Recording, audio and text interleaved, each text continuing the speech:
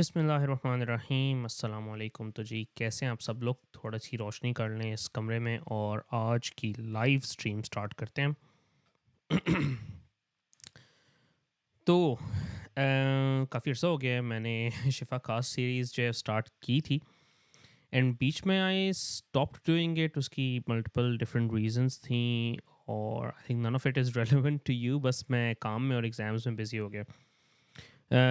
Obviously मेरा शिफ़ा का series हमेशा से करने का ये मकसद था कि आप लोगों के साथ मेडिकल मेडिसिन से रिलेटेड चीज़ें जो हैं वो थोड़ी बहुत शेयर की जाएँ। और उसके पीछे ड्राइविंग फैक्टर ये था कि यार जब मैं ख़ुद पाकिस्तान में था तो मैंने अपनी आंखों के सामने मैल ट्रीटमेंट मैल प्रैक्टिस बहुत देखी। जब मैं पाकिस्तान से निकला और जब पता है आप एक डब्बे से बाहर जाते हो, आउटसाइड द बॉक्स जाके देखते हो, तो you find out a lot of things which are different and which can be improved. और नंबर 3 ये कि अभी रिसेंटली जब मैंने अपने कुछ रिलेटिव्स क्लोज़ रिलेटिव्स का पाकिस्तान में इलाज कराया, और ना सिर्फ मेरे रिलेटिव्स बल्कि कुछ ऐसे लोग जिन्होंने मुझे अप्रोच किया और उनके जो मैंने इलाज होते देखे पाकिस्तान में, उसके बाद I had a very strong feeling कि I should start a channel, start a platform जिसमें मैं आप लोगों को एजुकेट किया करूँ, ताकि कम से कम आप लोगों के पास ये सलाहियत हो कि आप अपने डॉक्टर से जाके सवाल जवाब कर सकें उनसे थोड़ी सी इन्फॉर्मेशन ले सकें, आप करेक्ट इन्फॉर्मेशन रिक्वेस्ट कर सकें। और जब तक आप ये सब कुछ नहीं करेंगे तो I can tell you for sure कि जो पाकिस्तान के मेडिसिन सिस्टम के हालात हैं, no one is going to volunteer that information to you. Any फजूल में कोई भी आपको इन्फॉर्मेशन देने के लिए तैयार नहीं होगा। तो खैर इस तरह बात का आगाज़ करते हैं। तो जी live stream is very new to me. मैंने पहले ये सिस्टम कभी नहीं किया। मेरे सामने एक लैपटॉप खुला हुआ है, उसकी आवाज़ होपफुली आपको नहीं आ रही होगी, और साथ में थोड़ा सा साउंड का सिस्टम जो है इधर साइड पे रखा हुआ आपको दिखा देता हूँ। उसको भी जो है मैं साथ साथ मैनेज कर रहा हूँ। This is my sound system जो आपको इस वक्त शायद स्क्रीन पे नज़र आ रहा होगा, जिससे जिसके थ्रू ये जो अभी आपको माइक सामने नज़र आ रहा है, इसकी आवाज़ आप तक पहुंच रही है। और क्योंकि मैंने ये काम पहले नहीं किया तो इस वजह से थोड़े से टेक्निकल ग्लिचेस इसमें हो सकते हैं, और अगर हों तो उसके लिए मैं आपसे माज़रत ख़्वाह हूँ अभी से ही। अम, जैसा कि मैं आपको पहले बताया था कि मेरी जितनी भी कास्ट्स होती हैं, जितनी भी मेरी वीडियोस होती हैं, इनमें से किसी का मकसद भी ये नहीं होता कि आप अपनी रेगुलर मेडिकल एडवाइस को अवॉइड करें या इसको इग्नोर करें या सीख ना करें। अगर आपको कोई हेल्थ का इशू है, कोई मसला है, you should go to your doctors. हाँ, ये बात ज़रूर है कि जो वीडियोज़ मैं बनाता हूँ उससे शायद आप लोगों की रहनुमाई हो जाएगी कि कौन से टेस्ट करवाने चाहिए, क्या चीज़ सोचनी चाहिए, ताकि अपने डॉक्टर से क्वेश्चन कर सकें। और देखें, डॉक्टर से सवाल जवाब करना जो है ना वो कोई बुरी बात नहीं है। It is one of the things which is very very recommended. यहाँ मैं यूके में हूँ, इंग्लैंड में इस वक्त हर कोई जो है अपने डॉक्टर से हज़ार किस्म के सवाल करता है, और कोई भी डॉक्टर इस बात को बुरा नहीं मनाता है, बल्कि वो बहुत खुशी से उन सब बातों के जवाब भी देते हैं। तो इस सारी जो कहानी का है वो मकसद ये है कि kindly kindly please don't take this as medical advice, just take it as an educational video. और इसका पैटर्न ये होगा कि हम एक सब्जेक्ट सेलेक्ट किया करेंगे, होपफुली हर हफ्ते। आज मंडे है, I am gonna try and do this over a weekend. Her weekend possible इसलिए नहीं होता क्योंकि भाई कुछ वीकेंड्स में आपका भाई काम पे होता है, इस वजह से it is not always possible कि मैं पूरा का पूरा वीकेंड इसके ऊपर लगाऊं। But I am gonna dedicate about an hour a week अभी स्टार्ट में, और एक सब्जेक्ट हम सेलेक्ट कर लिया करेंगे, और उस सब्जेक्ट से रिलेटेड जो कोई भी बातचीत हुआ करेगी वो मैं आपके साथ किया करूँगा। आपके बीच में जो भी आपके सवाल वगैरह आते हैं, kindly do post it to me. साथ साथ मैंने अपनी लाइव स्ट्रीम वाला चैनल जो है वो भी लगाया हुआ है, ताकि जो भी सामने जो आप लोग कमेंट्स छोड़ रहे हैं, कुछ भी कर रहे हैं, वो सामने मेरे आता रहे। आवाज़ में उसकी ज़रा ज़ीरो कर दूँ, वरना ये होगा कि वो सारा का सारा मिक्स होता जाएगा, जंबल होता जाएगा सीन। लेकिन आप मुझसे कमेंट्स में जो कुछ भी क्वेश्चंस पूछेंगे, मैं होपफुली कोशिश करूँगा कि डायरेक्ट लाइव ही उनका जवाब दे दूँ। जो चीज़ें इस टॉपिक से रिलेटेड नहीं होंगी, जो चीज़ें किसी और टॉपिक से रिलेटेड होंगी, और मैं इन फ्यूचर वो टॉपिक कवर करने जा रहा हूँगा, उन चीज़ों के बारे में I tell you in advance, और हम फिर उसको आहिस्ता आहिस्ता उस तरह एड्रेस कर लिया करेंगे। तो जी अभी चलते हैं आज के टॉपिक की तरफ, और आज जो मैंने टॉपिक सेलेक्ट किया है फॉर दिस लाइव स्ट्रीम वो है पेन। दर्द। तो जी दर्द हमें से किसको नहीं होता, और हर इंसान को दुनिया में दर्द तो 100% किसी ना किसी तरह का होता ही होता है। तो इस वजह से मैंने कहा कि इस की मुनासबत से जो है ये टॉपिक मैं सिलेक्ट करूं और उस टॉपिक के बारे में फिर आपको थोड़ा सा इनलाइटन करूं। तो दर्द है क्या चीज़? जी सबसे पहले तो important, it is very important to know कि भाई पेन क्या चीज़ है। ये मेडिसिन का साइंस का असूल होता है कि जब आप कोई भी चीज़ सॉल्व करने जा रहे हैं, किसी चीज़ की इन्फॉर्मेशन लेने जा रहे हैं, it is very important know what it is, number one, and number two how would you define it. और ज़रूरी नहीं है कि आप हर चीज़ डिफ़ाइन करें, लेकिन इस चीज़ को समझना बहुत ज़रूरी है, क्योंकि जब तक आपको समझ नहीं आएगी कि दर्द है क्या, it will be very difficult to identify the sources of that pain, कि क्यों आपको किस वजह से वो दर्द हो रही है। ना सिर्फ ये बल्कि उसको ट्रीट करना जो है वो उसके हिसाब से और भी ज़्यादा डिफ़िकल्ट हो जाएगा। तो पेन में आपको अंग्रेज़ी की डेफिनेशन आपको बता देता हूँ। पेन कहते हैं जी unpleasant experience, even not even sensation. पहले कहा जाता था अनप्लेजेंट सेंसेशन है, लेकिन आजकल सेंसेशन का वर्ड जो है वो हटा दिया गया है और उसको रिप्लेस कर दिया गया है विद एक्सपीरियंस। तो कहा जाता है कि pain is a unpleasant sensory, sorry not sensory, unpleasant experience which may be associated with actual और पोटेंशियल टिश्यू डैमेज। मैं इसकी तरफ आपको आसान अल्फाज में ट्रांसलेशन में बताता हूँ। तो जी ये एक बहुत ही अनप्लेजेंट सी फीलिंग है या एक्सपीरियंस है, जो कि होती है या आपको वाकई में कहीं चोट लगे, या आपको वाकई में चोट ना लगे लेकिन आपको चोट लगने वाली हो या आपको चोट लगने का खतरा हो। It doesn't cause by that kind of sensory experience. ठीक हो गया? खैर आगे चलते हैं। तो अब इसमें ज़रूरी है कि देखें, फ़िज़िकल पेन जो है वो बहुत किस्म की होती है, और फ़िज़िकल पेन यही है कि भाई आपको चोट लगी, आपको दर्द हुई। लेकिन पेन को सिर्फ फ़िज़िकल टर्म्स में डिफ़ाइन करना बहुत मुश्किल है, नंबर वन, ऑलमोस्ट इम्पॉसिबल है, नहीं कर सकते आप। क्योंकि फिर आप ये कैसे बताएंगे कि एक छोटा सा बच्चा है, ठीक है, 4 साल का, वो बाहर खेल रहा है और खेलते हुए जी वो 100 किस्म की चोटें रगड़ें लगा के आता है, जिस्म पे नील भरे होते हैं, और अगले दिन फिर ज़िद करता है कि भाई मैंने खेलने जाना है, और उन चोटों से कोई फ़र्क ही नहीं पड़ा। लेकिन वही बच्चा है, जब स्कूल जाने की बारी आती है तो हल्का सा पेट में दर्द होता है तो कहता है भाई मैंने स्कूल नहीं जाना, मेरे पेट में दर्द हो रही है। तो क्यों? क्योंकि वो खेलना जो है उसके लिए अनप्लेजेंट एक्सपीरियंस नहीं है, इवन तो उसको बीच में चोटें लग रही हैं, लेकिन वो उसकी इन्जॉयमेंट एंटरटेनमेंट इस लेवल की हो रही है उसमें कि it is still overall a pleasant experience for him, her, जो भी बच्चा बच्ची है, एंड उसको वो फिर भी इंजॉय कर रहा है एक तरह से। बट व्हेन कॉन्ट्ररी, अगर वो स्कूल जा रहा है और स्कूल में इंजॉयमेंट नहीं हो रही, तो इवन छोटी सी भी दर्द होगी तो उसको ज़्यादा एक्सपीरियंस गलत लगता है और अच्छा नहीं लगता, और उसकी रीज़न ये है कि it is an unpleasant experience for that kid. ठीक हो गया? तो इस वजह से पेन को हम कभी भी simple in terms of physical nature of pain define नहीं कर सकते। पेन को डिफाइन करने के लिए टर्म एक यूज़ होती है जिसको एक मॉडल के तौर पे कहा जाता है, which is called bio psycho social model. अब इस वर्ड को मैं आपके लिए ब्रेक डाउन कर देता हूँ।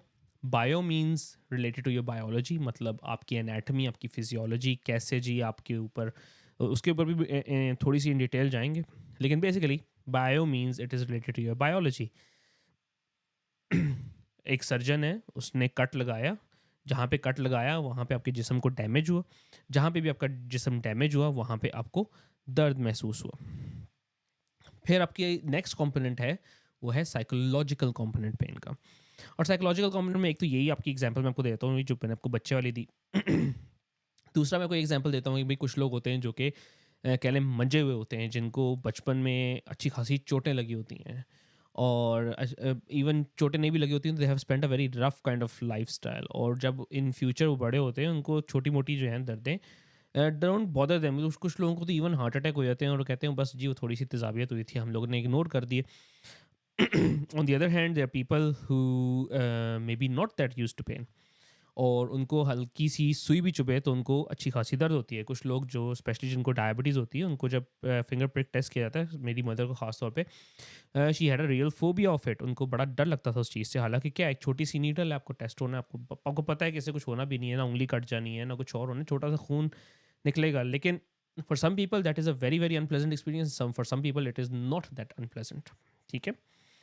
तो जिन लोगों के लिए वो अनप्लेजेंट एक्सपीरियंस है उनको वो उसको पेन का दर्जा देंगे, और जिनके लिए वो अनप्लेजेंट नहीं है वो कहेंगे भाई छोटा-सा टेस्ट हो रहा है, होने दो भई, कोई बात नहीं है। तो इसमें एक साइकोलॉजिकल फैक्टर भी इन्वॉल्व हो जाता है। यहाँ पे एक्सप्लेन करना back and casting live again. तो वही साइकोलॉजिकल बात हो रही थी। मैंने कहा साइकोलॉजिकल में एक और चीज़ जो मैं मेंशन करना चाहूँगा वो ये है कि with the passage of time ये होता है कि जैसे जैसे पेन जो है क्रॉनिक होती आती है, तो कुछ आपकी बॉडी के अंदर, जिसमें बायो और साइको दोनों किस्म की चीज़ें आती हैं, चेंजेस आती हैं, जिसकी वजह से your brain becomes more kind of sensitive to pain. और इवन अगर कभी कभी इस तरह का फिनोमेना भी होता है कि आप एक नॉन पेनफुल स्टिमुलस जो है वो भी लगाएं तो महसूस ऐसा होता है जैसे आपको दर्द हो रही है। ठीक है? तो psycho has another important impact on this, और उसको आप बिल्कुल भी इग्नोर नहीं कर सकते। Then comes the social bit of it, और सोशल बिट यही है कि भाई जो आपकी सोशल अपब्रिंगिंग है, नॉर्म्स हैं, जिस तरह आपको इन्वायरमेंट मिला है, जैसे आपके ह्यूमन इंटरेक्शंस हुए हैं, they play a major role in the sensation of pain. वो जो अनप्लेजेंट सेंसरी एक्सपीरियंस है, अनप्लेजेंट एक्सपीरियंस है, उसको आप तक पहुंचाने में आपकी सोसाइटी और आपकी इर्द गिर्द के माहौल का बहुत बड़ा हाथ होता है, और उसको आप नेगेट नहीं कर सकते। औ- और इसकी एग्जांपल मैं आपको जो अपने पास से दूंगा वो ये है कि हमारे यहाँ पाकिस्तान की बात कर रहा हूँ। आज से कोई 10 जब मैं आज से कोई 10 साल पहले गवर्नमेंट सेटअप में काम कर रहा था, तो वहाँ पे ना ये एपिड्यूरल का जो लेबर में जैसे जच्चा बच्चा के वार्ड में इतना कोई ट्रेंड नहीं था। अब पता नहीं है कि नहीं है, मेरे ख्याल में अभी भी इतना ट्रेंड नहीं है। उसकी रीज़न ये है कि it's number one expensive service to provide, और नंबर टू शायद फैसिलिटीज़ भी उस तरह की अवेलेबल नहीं है। अम, तो इस वजह से जब पाकिस्तान में उस वक्त ख़वातीन आती थी and they would go through the whole process जो उनका डिलीवरी का होता था विदाउट एडुकेट एपिड्यूरल एनाल्जेसिया, ना सिर्फ एपिड्यूरल बल्कि उस वक्त जो पेन रिलीफ भी था, मॉर्फिन, इवन मॉर्फिन तक जो है पाकिस्तान के वार्ड्स में अवेलेबल नहीं, which is very strong kind of pain relief, जो कि यहाँ पे मॉर्फिन नहीं तो उसके जैसी कोई दवाई यूज़ की जाती है। और the woman would go through labour and they would come out of it. ना सिर्फ ये बल्कि ऑल्सो जो मेजर सर्जरीज होती थी, मतलब पेट में चीरा दे के भी जो ऑपरेशन होते थे उसमें भी पेन रिलीफ कह लें, बंदा थोड़ा सा हैरान होता था कि ना होने के बराबर इस्तेमाल हो रहा है। तो उसमें अब मैं मतलब मज़ीद इतनी डिटेल में तो नहीं जाऊँगा, लेकिन come here in this first world country, यहाँ पे आप इमेजिन भी नहीं कर सकते कि आप किसी बड़े ऑपरेशन में मॉर्फिन के बगैर पेन मैनेज कर लेंगे या दर्द को मैनेज कर लेंगे। हाँ, ये हो सकता है ज़रूर कि आप पेन रिलीफ प्रिस्क्राइब करें पेशेंट को, और पेशेंट जो है वो ख़ुद उसको लेने से इनकार कर दे, या पेशेंट कहे कि भई मुझे इसकी ज़रूरत नहीं है। लेकिन ये कभी नहीं होगा कि आप ख़ुद से पेन रिलीफ पेशेंट को ना दें। इसके अलावा ये कि एपिड्यूरल्स और मतलब काफ़ी मॉडर्न किस्म के जो पेन रिलीफ के तरीके होते हैं वो यहाँ पे मौजूद हैं, जिनको यूज़ किया जाता है और पेन रिलीफ प्रिस्क्राइब की जाती है। जो लोग हैं ज़िंदा वो पाकिस्तान में भी रह रहे हैं, और वही इसी तरह के ऑपरेशन से गुजरने वाले लोग जो हैं वो यूके में भी they are alive and well. हाँ, पेन का एक इम्पॉर्टेंट आउटकम के ऊपर इफ़ेक्ट ज़रूर होता है, लेकिन कहने का मकसद ये था कि because your society changes, your upbringing changes, आपके इर्द-गिर्द का माहौल चेंजेस, जिस मेडिकल सिस्टम में आप पल-बढ़ रहे हैं, दैट चेंजेस, तो वो पेन की परसेप्शन जो है वो डिफरेंट हुई थी। और मैंने पाकिस्तान में कई दफ़ा ऐसे लोगों को देखा है जो कि बड़े-बड़े ऑपरेशंस के बाद भी लेटे होते हैं वार्ड में, और they are not complaining of any pain, उनको बस पैरासिटामोल, ब्रूफेन मिल रही है and they are quite happy with it. तो इस वजह से पेन जो है it has a lot to do with your social component of pain management या पेन के causes. I take a break here for a moment और मैं आपके साथ ज़रा बायो साइको को इन डिटेल डिस्कस करूँगा। बायो इज़ वेरी सिंपल यार, बायो को समझना जो है ना सबसे आसान काम है, बिकॉज साइंस पता नहीं कितनी सदियों से चल रही है और उस साइंस को स्टडी किया जा रहा है, और ना सिर्फ उसको स्टडी किया जा रहा है बल्कि the study is being publish और आप उसको आराम से पढ़ सकते हो। पेन की जो साइंस है, वो अगर मैं आपको सिंपल अल्फाज में बताऊँ, बहुत सिंपल है। आपकी पूरी बॉडी में नर्व्स हैं, नर्व्स जिनको नाड़ें कहा जाता है, जो आपकी किसी भी किस्म की सेंसेशन को लेके ब्रेन तक जाती हैं। वो नर्व्स जो हैं इवन एक एक खलिए के दरमियान में भी मौजूद हैं। वो जाती हैं, बड़ी तारों से मिलती हैं, और वो तारें ऑन द बैक जाके आपकी स्पाइनल कॉर्ड या जो हराम मगज़ जिसको कहा जाता है, जो अगर आप ने कभी जानवरों में देखा हो तो जो रीढ़ की हड्डी के अंदर एक बड़ा सा नर्व्स का कह लें बंडल होता है, उसके अंदर जाती हैं। वहाँ से जी आपके नर्व फाइबर्स जाते हैं, ऊपर ट्रैवल करते हैं टूवर्ड्स योर ब्रेन जो आपका मगज़ है, और वहाँ से फिर जो है nerve fibres they will go to different parts of the brain. अब ब्रेन में ना आपकी पेन की परसेप्शन के लिए स्पेशल पार्ट्स या लोकेशंस पड़ी हुई हैं, ना सिर्फ ब्रेन में बल्कि इवन निचले लेवल पे जहाँ पे आपकी नर्व्स स्टार्ट होती हैं और स्पाइनल कॉर्ड में जाती हैं, और जहाँ पे स्पाइनल कॉर्ड से फिर ऊपर की तरफ ट्रैवल करके नर्व्स जाती हैं आपके ब्रेन की तरफ, उसमें भी स्पेशल सेग्रीगेशन हुई है फाइबर्स की, और पेन कहाँ कहाँ ट्रैवल कर रही है। ब्रेन का एक पार्ट होता है, इसको कहता है थैलेमस, और थैलेमस के अंदर आपकी सारी पेन सेंसेशन जो है इसकी प्रोसेसिंग होती है। पेन जी बनती कैसे? पेन जो है उसकी ओरिजिन होती है नोसिसेप्टर्स के अंदर। नोसिसेप्टर्स जो हैं दे आर बेसिकली पेन के रिसेप्टर्स।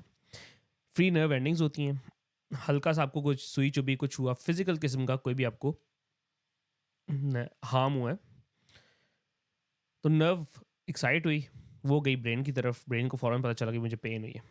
ना सिर्फ ये बल्कि pain is a protective reflex, ठीक है ना? पेन का या दर्द का मेन मकसद ये नहीं है कि आपको बताया जाए सिर्फ कि दर्द हो रहा है या कोई आपको मसला हो रहा है। दर्द का मेन मकसद ये है कि आपको हार्मफुल चीज़ से दूर मूव किया जाए।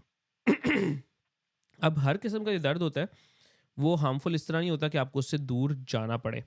तो कई दफ़ा ऐसा होता है कि आपको दर्द, फॉर एग्जांपल अगर आप सर्जरी करवाने जा रहे हैं तो आपको दर्द होनी है, लेकिन वो दर्द इसलिए होनी है क्योंकि you are trying to make yourself better. तो इस वजह से उस दर्द से आप बच के भागेंगे नहीं, बल्कि you have to bear through it. इस वजह से आपको एनेस्थीसिया दिया जाता है, जिसमें आपको बेहोशी दी जाती है ताकि आपको वो दर्द महसूस ना हो। दूसरे किस्म का दर्द फॉर एग्जांपल ये है कि भाई आप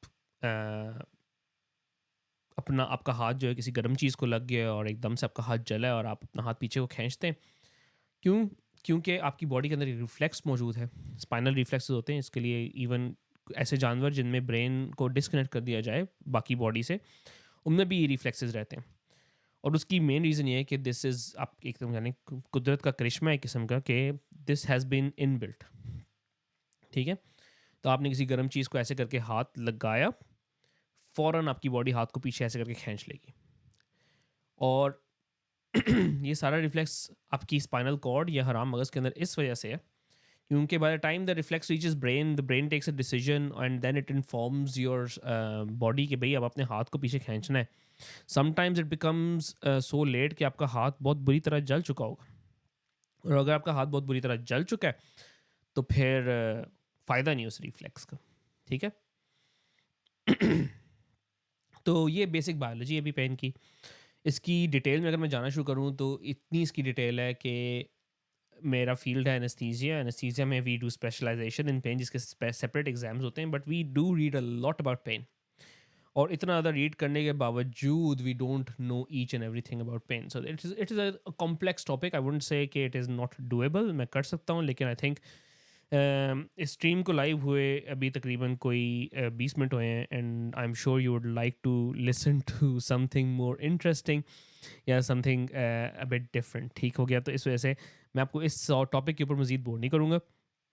मैं आपको ये बताना चाह रहा हूँ कि जो नेक्स्ट 2 कंपोनेंट्स हैं, एक साइकोलॉजिकल कंपोनेंट और एक सोशल कंपोनेंट पेन का, उसका कितना इम्पोर्टेंट फैक्टर होता है।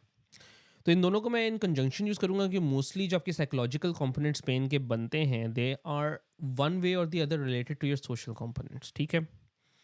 फॉर एग्ज़ाम्पल, आपको कमर में दर्द होती है, मैं यूके की बात करूँ, पाकिस्तान में बात नहीं कर रहा हूँ। पाकिस्तान में ज़रा सिनेरियो थोड़ा-सा डिफरेंट होगा, वो मैं बाद में आपको बताता हूँ। आपको कमर में दर्द स्टार्ट होती है, ठीक है? आपको कमर में दर्द होती है, आप यूके में, मैं फॉर एग्ज़ाम्पल जाता हूँ, मैं कहता हूँ मेरे कमर में बहुत दर्द हो रही है, मैं आज दफ़्तर नहीं आ सकता। मैं दफ़्तर नहीं जाता, लेकिन यूके का क्योंकि सोशल वेलफेयर सिस्टम इस तरह का है कि I will be given sick days and sick leave and then obviously sick pay. तो मेरे ज़हन में वो डर नहीं है कि भई मैंने अब काम पे जाना है, अगर मैं काम पे नहीं गया, तो मेरा माश बंद हो जाएगा या मेरे घर का चूल्हा बंद हो जाएगा, नंबर 1। नंबर 2, यहाँ पे जो लोग काम नहीं भी करते, इवन उनको जो है स्टेट की तरफ से इनकम मिलती है, पे मिलती है, जिसकी वजह से क्या होता है कि just because you are unhealthy या आपकी हेल्थ में किसी किस्म की कमी है, इट डज़न्ट ऑटोमैटिकली मीन कि आपका ज़रिया माश ख़त्म हो गया है कब तक, फुल किस्म का। ठीक हो गया? इस वजह से I will not be in a rush to go back to work. I would take my time, I will give myself time to heal, I will give my body time to heal. And not only that, बल्कि even मेरे जो काम के लोग होंगे, they will be very much on board with this. They say कि भाई जब तक आप you are not feeling better, you should not in any way be involve in work. अगर आप काम पे आएंगे, ना सिर्फ ये कि आप दूसरों को अपनी बीमारी कोई ट्रांसफ़र कर सकते हैं, पेन तो नहीं ट्रांसफ़र होगी, लेकिन फॉर एग्जाम्पल कोई और बीमारी आप उनको ट्रांसफ़र कर सकते हैं, बल्कि देर प्रॉब्ली से कि यार आप आओगे काम पे, आपको दर्द हो रही है, आपका दर्द और मज़ीद ख़राब ना हो जाए। इसकी वजह से my mind is at ease, I am at ease, और मुझे ये टेंशन हर वक्त नहीं पड़ी हुई कि भाई अगर मैं आज काम पे नहीं गया तो कल मेरी छुट्टी कर दी जाएगी। ये हो गए psycho and social model. Social क्यों? कि मेरे काम पे मेरे वर्क कॉलीग्स का, मेरी सोसाइटी का जो मेरे साथ बिहेवियर है, वो मेरे माइंड और मेरे साइकोलॉजिकल कंपोनेंट को शेप कर रहा है, जिसकी वजह से मेरे ऊपर स्ट्रेस कम है, एंड उस स्ट्रेस कम होने की वजह से I think there might be a reason to heal myself, take rest, और रेस्ट करके शायद मैं बेहतर तरीके से वापस जा सकूं। हाँ, अब ये तो एक एस्पेक्ट है इसका। इसका दूसरा एस्पेक्ट कभी कभी ये होता है कि बजाय इसके कि आप अपने आप को हील करके वापस जाने की कोशिश करें, you become so used to getting cared for, इसको एक सिक रोल भी कहा जाता है, I am not gonna use that term, लेकिन you become so used to staying at home, आपको घर में हर चीज़ अवेलेबल है, हर आसाइश अवेलेबल है, भाई मुझे तो उठ के जाने की, कुछ करने की ज़रूरत ही नहीं है, तो मुझे क्या ज़रूरत पड़ी है कि मैं उठ के जाऊँ और जाके काम करूँ, मेहनत मजदूरी करूँ, भाई तनख्वाह आ रही है, मिल रही है, और अगर नहीं भी काम करूँगा तो कोई और रास्ता चल जाएगा। तो इस वजह से फिर होता क्या है कि people become resistant to go back to work, और आपके माइंड में एक साइकिल चलना शुरू होता है कि भाई आई एम अनवेल। चाहे आप बेहतर महसूस कर भी रहे हों, यू स्टार्ट फीलिंग अनवेल, और ये जो साइकोलॉजिकल कंपोनेंट होता है, it makes you feel even more unwell, और आपकी पेन ख़त्म नहीं होती, आपकी पेन चलती रहती है। अच्छा, मेरे कहने का हरगिज़ मकसद ये नहीं है कि you are making up your pain, it just means कि भाई वो पेन तो है, but there is a psychological, there is a social component which is playing a role in that pain। ठीक हो गया? इससे पहले कि आई गो एनी फर्दर, चैट में जी अल्लाह के करम से कोई सवाल नहीं आया अभी तक, which is easy for me कि मैं एक प्रोग्राम करता रहूँगा and the programme will end, and कोई सवाल शवाल होगा नहीं। लेकिन एक तरह से हाँ, व्यूअरशिप जब बढ़ेगी, जैसे बढ़ेगी, जो लोग बैठ के कोई देखेगा तो सवाल करेगा ना, I'm pretty much aware of that, and I'm still planning to continue because this video is gonna stay on the channel, और आप लोग देखेंगे और इंशाल्लाह आप लोग बाद में भी इससे फ़ायदा हासिल करेंगे। Take this back to Pakistan भाई, जहाँ पे there is no social welfare system. कहने को तो है लेकिन असल में नहीं है। उससे नुकसान क्या है भाई? As soon as you are sick and you are off work, आपको नंबर 1 तो जी उसी दिन फ़ोन आता है कि क्या तैयारी कर, आप कहते हैं मेरे, आप कहते हैं जी मेरे कमर में दर्द हो रही है, आपका बॉस कहता है यार ये कमर में दर्द वाला कोई बहाना है भला, आप पहुँचो फ़ौरन, और आप कहते हैं जैसे आपका हुक्म सरकार, और आप पहुँचने ही करते हैं। एंड जैसे आप पहुंचते हैं तो आप काम शुरू करते हैं, और जैसे आप काम शुरू करते हैं तो आपको दर्द और शदीद होती है, फिर आप दोबारा अगले दिन वर्स हो जाते हैं, फिर आप छुट्टी करने की कोशिश करते हैं, फिर आपके बॉस कोई तड़ी लगाता है, आपको वापस लेके आता है, मैं तनख्वाह नहीं दूंगा, या इस हफ्ते तनख्वाह नहीं मिलेगी, या जब तक काम पूरा नहीं होगा तनख्वाह नहीं मिलेगी। फिर आप दोबारा उठ के जी तैयार होकर चले जाते हैं, दोबारा आपकी दर्द में जो है इजाफा होता है, फिर दोबारा वापस आते हैं और दोबारा इट गेट्स वर्स। अब in this cycle of events, even though you're going to work, but you may actually be getting yourself worse. और ये हमारे इंडो पाक सब कॉन्टिनेंट में ख़ास तौर पे, और इवन अदर एरियाज़ में भी जहाँ पे मैनेजमेंट अच्छी नहीं होती, वो इस चीज़ को रिकग्नाइज़ नहीं कर सकते कि भाई आप अपने वर्कर्स को अच्छा करने के बजाय मज़ीद जो है उनको एक किस्म का कह लें you making them more unhealthy. आप अपने लिए मसले मसाइल खड़े कर रहे हैं, और अगर इसी तरह चलता रहा काम तो एक दिन जी आपके वर्कर्स जो हैं वो आपसे तंग आके भाग जाएंगे। And because there is no such feeling among them, तो वो क्या करते हैं कि वो they carry on like this, and because they carry on like this तो फिर मामला जो हैं गंभीर होते जाते हैं। ना सिर्फ ये, बल्कि जो इवन वर्कर भी होता है ना, वो ये सोच रहा होता है कि यार I need to get better, और उसके जहन में क्या चल रहा होता है कि भी मेरे दफ्तर में इतना काम पड़ा है, नंबर वन। नंबर टू भी बच्चा जो है वो मेरा बीमार हो रहा है, या बच्चे ने मेरे स्कूल जाना है। नंबर थ्री भी घर में रोटी कैसे आएगी। नंबर फोर, काम पे जाएंगे 1000 लोग किस्म की बातें करेंगे। नंबर फाइव, ख़ानदान वाले क्या कहेंगे, रिश्तेदार क्या कहेंगे, घर बैठ के कुछ कमा नहीं रहा, ये नहीं कर रहा, वो नहीं कर रहा। घर वालों के अलग ताने तरले शुरू हो जाते हैं। तो वो बंदा फिर यही अपने ऊपर एक किस्म का बोझ समझता है कि मैंने जाना है काम पे। इसके भी प्रोज एंड कॉन्स हैं। प्रो इसका ये है कि भाई you are force to be active, you are force to be mobile. आप वो एक किस्म का सिक रोल कहते हैं, नहीं ले सकते। लेकिन इसका कौन ये है कि भाई if you don't look after certain aspects of your life, तो you can actually be left worse off. और ऐसा मैंने अपनी आंखों के सामने होते देखा है। उसमें होता ये है कि people over do what they are meant to do, and because they are over doing it, तो things get worse and worse and worse, and they don't get the rest, and they don't get time to sit down and kind of recoup, या अपनी strength या अपनी energy वापस लाने में वो नाकाम रहते हैं। एंड क्योंकि उनके साथ इस तरह के मसले मसाइल फिर होते हैं, तो होता क्या है कि फिर it becomes difficult for them इसको मैनेज करना। तो साइको सोशल में और भी बहुत सारी चीज़ें आती हैं। एक मैंने आपको एग्जांपल दी ऑब्वियसली लेबर वार्ड की, जहाँ पे एक फर्स्ट वर्ल्ड कंट्री का लेबर वार्ड है, जहाँ पे हर किस्म की फैसिलिटी अवेलेबल है। Even then some woman will find it hard, and उनके लिए लेबर जो है it is a big big exercise. Then we go back to Pakistan जैसा सिस्टम, जहाँ पे कुछ भी अवेलेबल नहीं है, but even then people are coping, और ख़वातीन के बच्चे हो रहे हैं। And it is a still regarded, वो the overall experience is still regarded is a very good experience, even though कि उनको वहाँ पे उस तरह की फैसिलिटीज़ अवेलेबल नहीं है।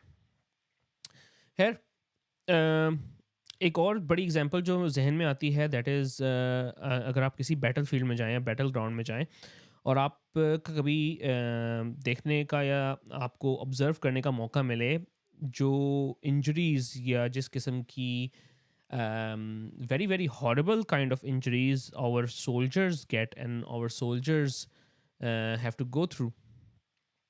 इवन टांगे कट जाती हैं, बाजू कट जाते हैं, लेकिन देव गॉट दिस बिग, वो बड़े बड़े जो हैं बैंड टांगों पे, हाथों पे, बाजुओं पे बांधते हैं, and they are either fighting again, और चुप करके जी बड़े मज़े से अपने दोस्तों के साथ आगे पीछे घूम रहे हैं। लाइक आगे पीछे घूमने से मेरी मुराद ये है कि दे आर स्टिल ट्रैवलिंग। ठीक हो गया। तो उनका मोराल ख़त्म नहीं होता, but they carry on doing what they were doing before. तो इस वजह से पेन के इस बारे में सिर्फ आप ये नहीं कह सकते कि पेन जी एक सिंपल सा फिनोमेना है। पेन इज़ वेरी कॉम्प्लेक्स, और अभी तो मैं पेन की टाइप्स में गया ही नहीं हूँ भाई। पेन की इतनी किस्म की टाइप्स हैं कि आप उसको अगेन एक छोटे से 1 घंटे के लेक्चर में कवर नहीं कर सकते। It can be very very challenging to manage, it can be even harder to diagnose, and much worse to treat all of this. और ट्रीटमेंट में खैर मैं आपको एक सिंपल सी एग्जांपल देता हूँ कि यार शुरू हम लोग भी इस कंट्री में बैठ के भी हम लोग शुरू करते हैं पैरासिटामोल ब्रूफेन से और फिर आगे काम चलाते हैं। अच्छा, वो टाइप ऑफ पेन पे डिपेंड करता है। हर जो डिफरेंट टाइप ऑफ पेन होती है ना, उसके लिए ट्रीटमेंट जो है वो डिफरेंट किस्म का ऑफ़र किया जाता है। हर पेन का ट्रीटमेंट जो है वो एक जैसा नहीं होता। All pains are treated slightly differently और उसके हिसाब से फिर उसको एक तो आपको देखना, इस वजह से ज़रूरी है जानना कि पेन किस टाइप की है, ताकि फिर उस हिसाब से उसका इलाज किया जाए। फॉर एग्जांपल अगर मेरे पास एक पेशेंट है, क्योंकि मैं एनेस्थीसिया में काम करता हूँ, मेरे पास पेशेंट है जिसकी सर्जरी हो रही है, I will always give them paracetamol. अगर तो मैं उनको ब्रूफेन टाइप का मेडिसिन दे सकता हूँ तो मैं दूंगा, और थोड़ी स्ट्रॉन्गर फॉर्म में दूंगा। And then I give them morphine, जो कि बहुत स्ट्रॉन्ग किस्म का पेन किलर है। And after giving them morphine I probably give them even more pain relief.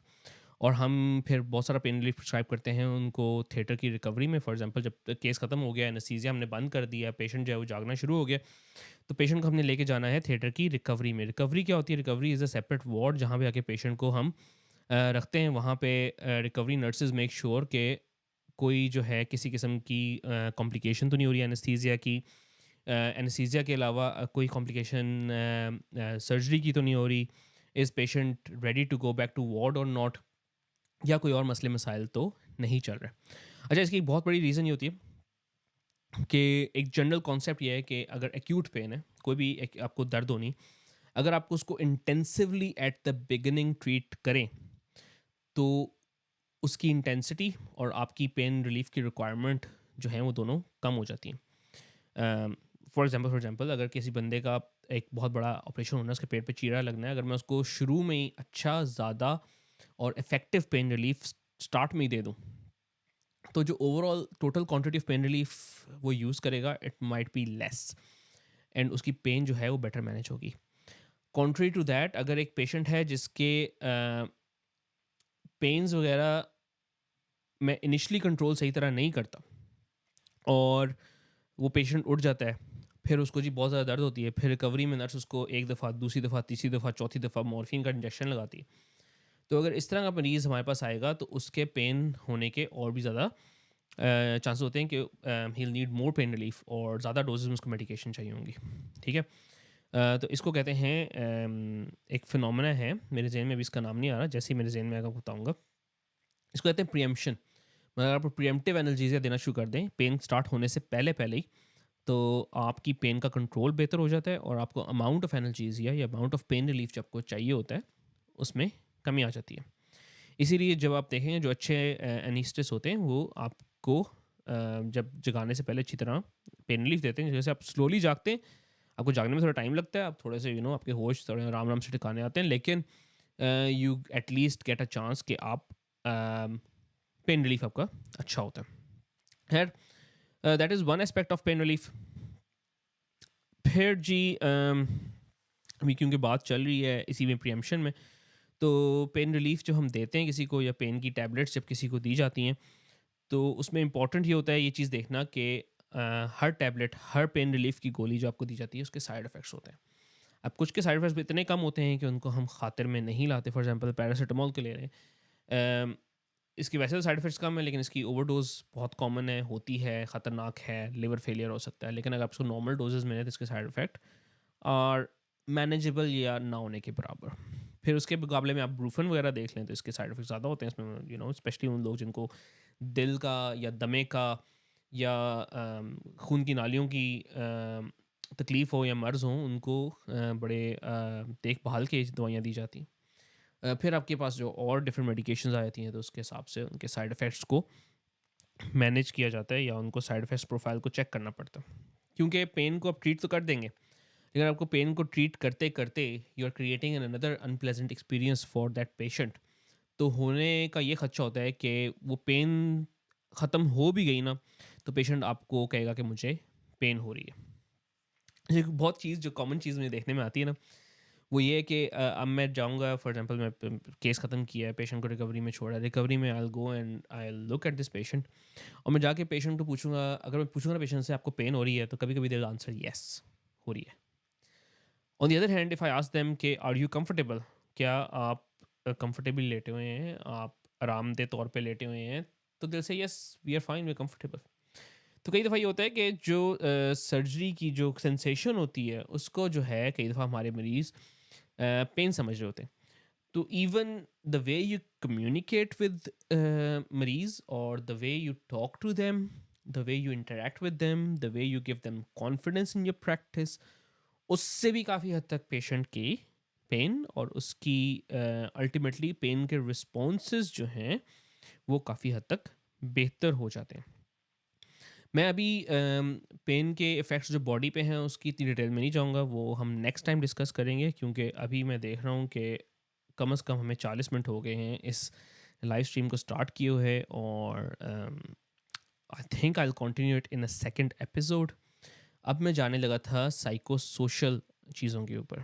तो भाई जो बायोलॉजिकल चीज़ें उनको तो आप टैबलेट्स दे के, टीके लगा के, या इवन कुछ इंस्टेंसेस में होता है कि हम एक्सरेज के ज़रिए या एडवांस प्रोसीजर्स करके लोकल एनेस्थीसिया के ज़रिए भी पूरे का पूरा कह दें बाजू या पूरी की पूरी टांग या पूरा एक पार्ट जिस्म का नम कर सकते हैं, बिल्कुल कुछ सुन कर सकते हैं, जिससे पेन काफ़ी हद तक कम हो जाती है। क्यों करते हैं वो एक बहुत लंबी बहस है, वो मैं आपको आराम से बताऊंगा। और ये हमें this is something would be new for you कि यार हमारे यहाँ तो इस तरह होता है कि मरीज़ बड़े बड़े पेट के चीरे के ऑपरेशन से उठते हैं एंड कम्प्लीटली पेन फ्री, कोई पेन ही नहीं है, आराम से जी मज़े में बैठे हैं। और पाकिस्तान में अनफॉर्चुनेटली इस तरह की इंटरवेंशंस जो हैं वो अवेलेबल नहीं हैं। अब जी साइको और सोशल एस्पेक्ट को मैनेज करना is not easy. It is one hell of a task. It is एक जो डॉक्टर है ना, वो ना आपकी साइकोलॉजी को पूरी तरह अंडरस्टैंड कर सकता है, ना आपके सोशल एस्पेक्ट्स को सही तरह अंडरस्टैंड कर सकता है। आई एम नॉट सेइंग कि आप साइकेट्रिस्ट के पास चले जाएं, आई एम नॉट सेइंग कि आप सोशियोलॉजिस्ट के पास चले जाएं, लेकिन आई एम डेफिनेटली सेइंग कि साइकेट्रिस्ट नहीं तो एक पेन फिजिशियन, और सोशियोलॉजिस्ट नहीं तो जो फिजियोथेरेपिस्ट हो गए, ऑक्यूपेशनल थेरेपिस्ट हो गए, अम, और कुछ सोशियोलॉजिस्ट भी, उनका बहुत इम्पोर्टेंट नंबर वन तो पार्ट होता है, और नंबर टू उनके रोल के बगैर एक पेन को मैनेज करना बिकम्स इम्पॉसिबल। और इम्पॉसिबल इस वजह से कि जब तक आप एक पेशेंट की एक्सपेक्टेशंस को मैनेज नहीं करेंगे, और जब तक आप एक पेशेंट को ये नहीं बताएंगे कि भाई आपने पेन को मैनेज करना सीखना है। एक मिसाल के तौर पे एक मरीज़ है, उसको अरसे से बैक पेन चल रही है, मतलब 20 साल से उसको बैक पेन है। अब मेरे पास वो मरीज़ आएगा, मुझे उस मरीज़ को देखते साथ ही पता है कि I am not going to be able to treat his back pain. बल्कि तो ऐसे हुआ है कि ये मेरी रियल लाइफ एग्जांपल है, आज से कुछ 6-7 साल पहले की बात है। मैं क्लिनिक में मरीज़ को देख रहा था, and he was in so much pain कि अपने घर से बाहर नहीं निकल सकता था। वो घर में इतनी ज़्यादा मॉर्फिन की डोज ले रहा था। मैंने स्लोली स्टेडली उसके ऊपर टाइम इन्वेस्ट किया, उसको मैं जाके देखता रहा, उसकी दवाइयाँ मैंने मैनेज की, उसको मज़ीद दवाइयाँ लिख के दी। ना सिर्फ दवाइयाँ लिख के दी, मैंने फिर उसको तरीके बताए कि भाई अगर आपको इस पोस्चर में ज़्यादा दर्द है तो आप इस पोस्चर को यूज़ करने की कोशिश करें। फिर मैंने उसको फिजियोथेरेपी को रेफ़र किया, जिन्होंने उसके ऊपर काम करके उस मरीज़ को, जो कि आप थोड़ा बिलीव नहीं करेंगे कि ही वाज़ 80 ईयर ओल्ड, 80 साल के वो बुज़ुर्ग थे, और उन्होंने अपने ऊपर मेहनत करके, और जो एक पूरी टीम थी उन्होंने उसको उनके ऊपर मेहनत करके, ही वाज़ सो हैप्पी कि he was able to go out have dinner with his family, और थोड़ा सा उसने वॉक शॉक भी की। And he came to me and he said कि यार यू हैव बीन अमेजिंग, मतलब तुम्हारी वजह से ना ये सब कुछ हुआ है। उसने इवन मेरा जो सुपरवाइज़र था एट दैट टाइम, उसको फिर उसने एक ईमेल लिखी कि भाई, सॉरी लेटर लिखा कि ये जो डॉक्टर है ना, ये आपने इसको जाने नहीं देना। वो खैर I don't want to be a GP, ये जीपी में मेरी रोटेशन थी, उसमें ये हुआ था। I don't want to be a GP, इस वजह से फिर आई ऑब्वियसली मूव्ड ऑन। लेकिन वो इतना इम्प्रेस था मेरे से कि उसने स्पेशल कहा कि भाई इसको अपनी सर्जरी से आपने जाने नहीं देना। तो बात बताने का मकसद ये है कि यार पेन की मैनेजमेंट जो होती है ना, ये एक बंदे का काम नहीं होता। It is a multi disciplinary approach. जैसे मैंने बताया कि it has a bio, a psycho and then social. Then you need those people. आपने फैमिली को इन्वॉल्व करना है, आपने के रिश्तेदारों को इन्वॉल्व करना है, आपने इवन बच्चों को, माँ बाप को इन्वॉल्व करना है उन उस पेन मैनेजमेंट में। आपने बताना है कि भाई इस बंदे के लिए ये चीज़ें इम्पॉसिबल हैं या पॉसिबल हैं, कैसे आप इसको अपनी फैमिली में इंटीग्रेट करने में हेल्प कर सकते हैं। आपने फिर लिएज़ करना है उसके प्रोफ़ेशन के साथ, उसके ऑफ़िसेज़ के साथ, भई कोई इस तरह की पेन चल रही है, काइंडली इनको इस तरह का फर्नीचर प्रोवाइड किया जाए, या फॉर एग्ज़ाम्पल इनको इस तरह की चेयर प्रोवाइड की जाए, या फॉर एग्ज़ाम्पल अगर कोई पेशेंट है जिसको मतलब ऑन द फील्ड उसकी जॉब है, तो काइंडली उसको ऑफ़िस वर्क किसी तरह दे दिया जाए फॉर सम टाइम। तो आपने काफ़ी लोगों के साथ लिएज़ करके एक कंड्यूसिव एनवायरनमेंट प्रोड्यूस करनी होती है। और ये ज़रूरी इसलिए है कि देखो यार, घर बैठ के आप खुद तो शायद खाना-पीना कर लोगे, but you are, believe it or not, a non productive part of the society. Society से मेरी मुराद आपकी कंट्री, क्योंकि कंट्री की जो इकोनॉमिक प्रोग्रेस होती है ना, it is calculated based on GDP. GDP होता है पर कैपिटा, मतलब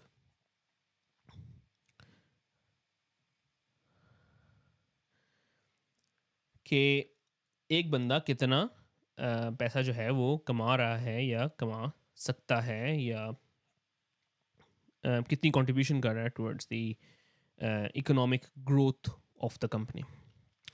अब कई दफ़ा ये होता है कि they are you are contributing a lot and that is fine, लेकिन अगर आप सब कुछ छोड़ के बैठ जाएंगे ना, then your contribution to that country, for example Pakistan हो गया, आप उसको ले लो, बिकम ज़ीरो। और आपकी contribution towards the company become zero, then the country is in trouble. और ये चीज़ जो है रियलाइज़ करने की सबसे ज़्यादा ज़रूरत है, वो है आपके लीडर्स को, आपके पॉलिटिशियंस को, जिन्होंने ये पॉलिसीज़ बनानी है, जिन्होंने इन पे अमल करवाना है।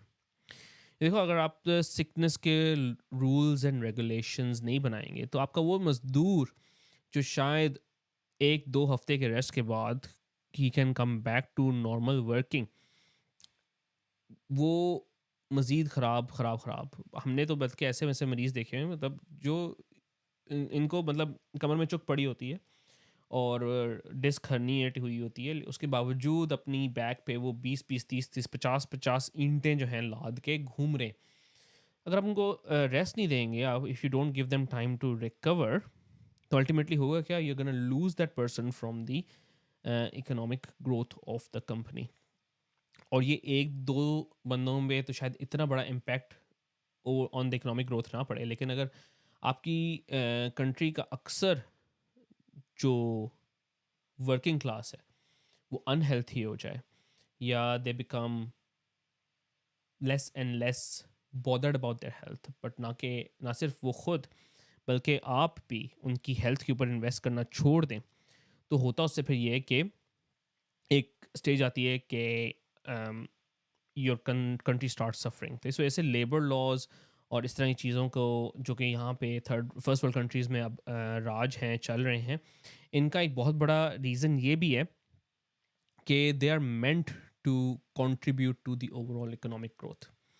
बल्कि जो आप कंपनीज के मैनेजर्स होते हैं, उनको ये देखना चाहिए कि भाई एक एम्प्लॉई को रिटेन करने में उनका कम खर्च आएगा, बजाय इसके को जाके दोबारा शुरू से दोबारा से इंटरव्यू करें, 6 बंदों का इंटरव्यू करें, उनके बाद एक बंदे को सिलेक्ट करें, फिर उस बंदे की ट्रेनिंग करें, फिर उसको जी 2-3 महीने बाद आप जॉब में एंटर करें, फिर वो 2-3 महीने बाद बीमार होकर दोबारा चला जाए।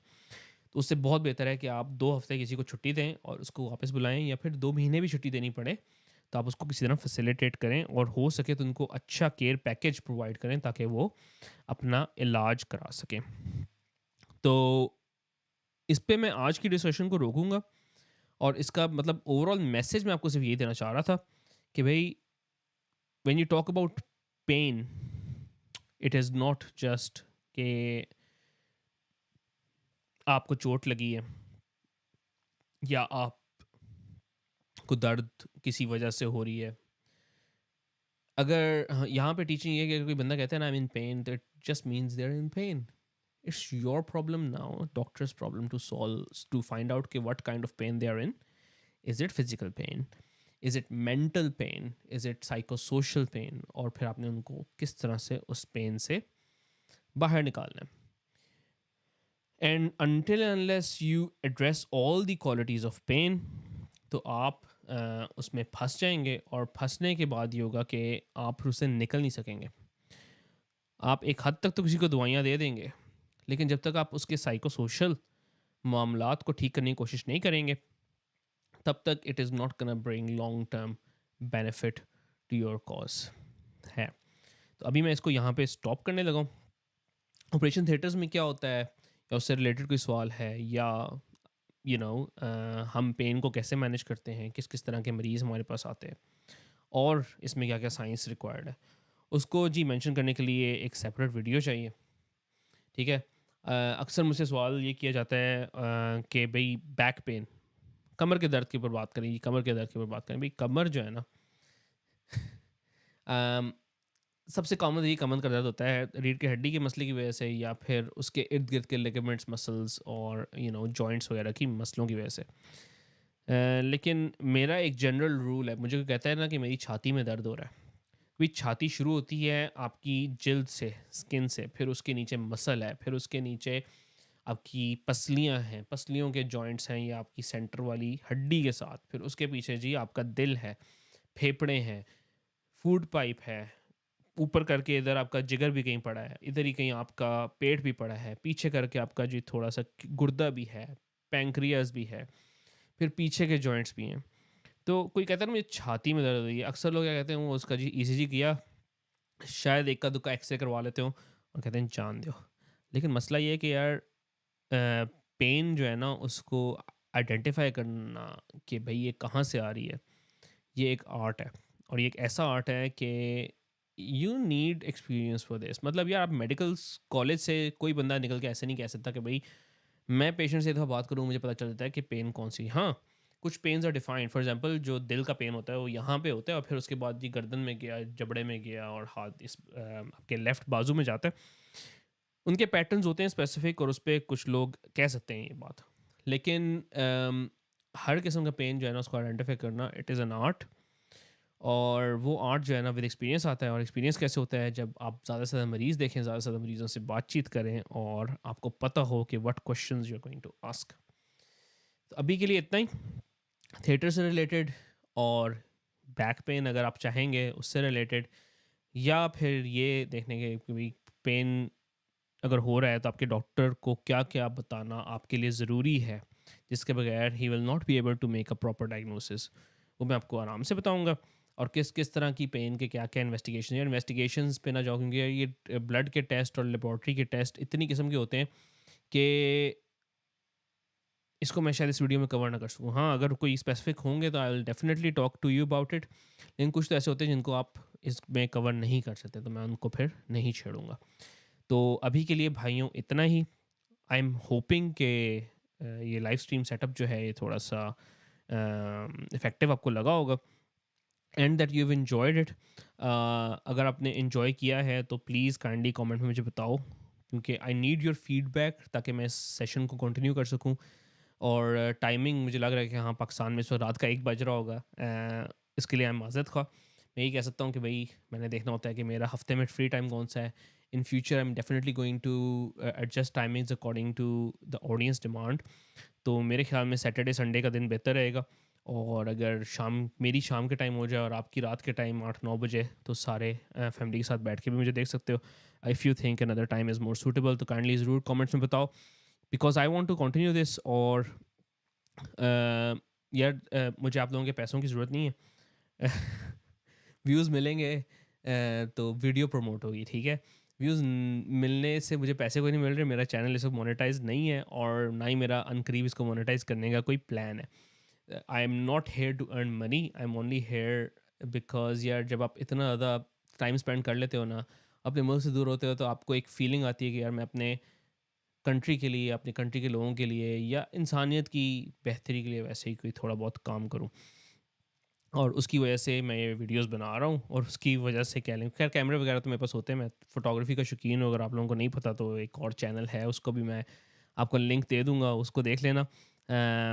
लेकिन मेन मकसद यही होता है कि किसी तरह अच्छी किस्म की एक क्वालिटी वीडियो बना के आप लोगों की एजुकेशन की जाए, ताकि आप लोग अपने डॉक्टरों से सही सवाल जवाब कर सकें। अगर कोई आपके सवाल थे जो मैं नहीं आंसर कर सका, वैसे तो मैं चैट पे नज़र रखे हुए हूँ, और कोई सवाल ऐसा आया भी नहीं है, तो मैं माज़रत खाऊँ। और अगर कोई सवाल आते भी हैं ज़हन में, तो ज़रूर नीचे कमेंट्स में लिखें। I will include it in the next किस्त, एंड उसमें फिर हम मज़ीद जो मामलात होंगे उनको डिस्कस